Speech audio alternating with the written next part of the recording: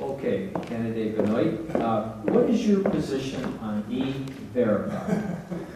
E-Verify. This is an easy one for my company. I verified myself not long ago, and I'm good. My numbers are straight. Yeah, this is something that was, I think, an easy question, especially for the city when I have 3 employees. Can we wrap this into when we do our business licensing model? I think so. That's an absolute must. Right now, it's a business registered model that we have. We really can't enforce that too well for our other businesses in the city.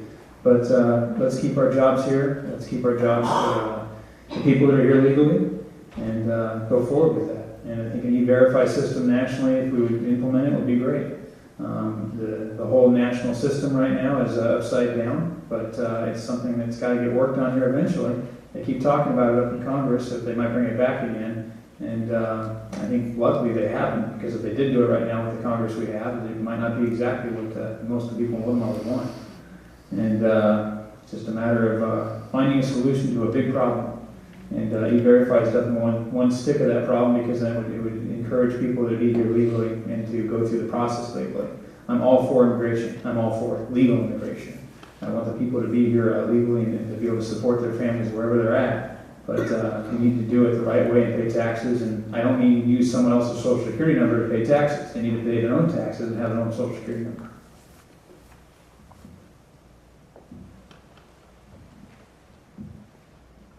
Well, E-Verify was brought up a couple weeks ago at the City Council meeting, and the enforcement was an issue. I think we will look at it again, and the city is looking forward to putting that through with their new license permitting fee, business license, and it was so eloquently said.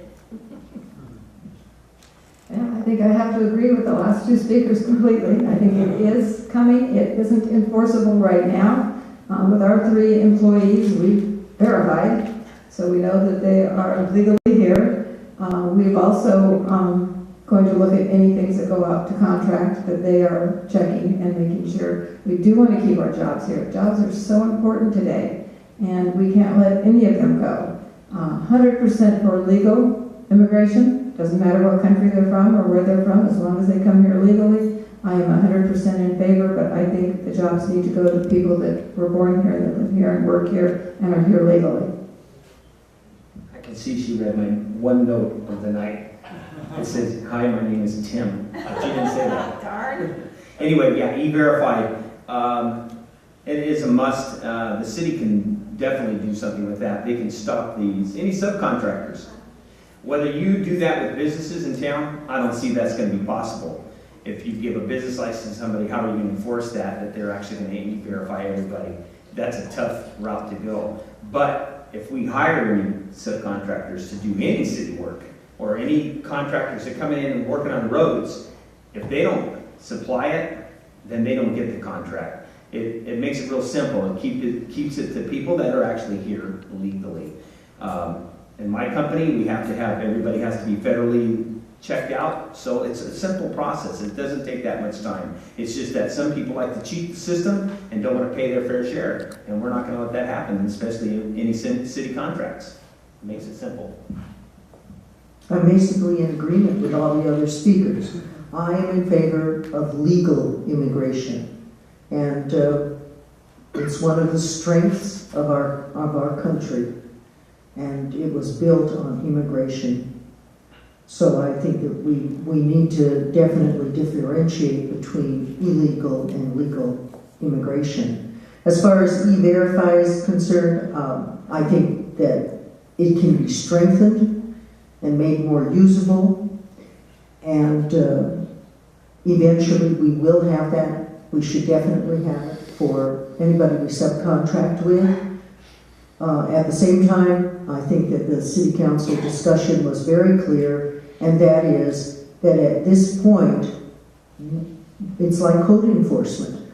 We'd like strong code enforcement too, but at this point, the city cannot afford the resources to enforce either E-Verify or some of the code enforcement.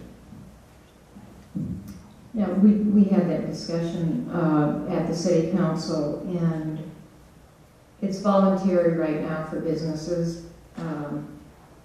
we do business registration, not business licenses, so it's not doable through that mechanism. I recommended that if we subcontract with somebody, that as a city, we do ask that they do the E-Verify. And the cost to implement, if it gets mandated or changed by the government, let's hope it's funded and not unfunded. Because it can be time consuming, and there could be, it could be cost prohibitive. But I'm not against it in any manner. We just don't have the vehicle to do it right now.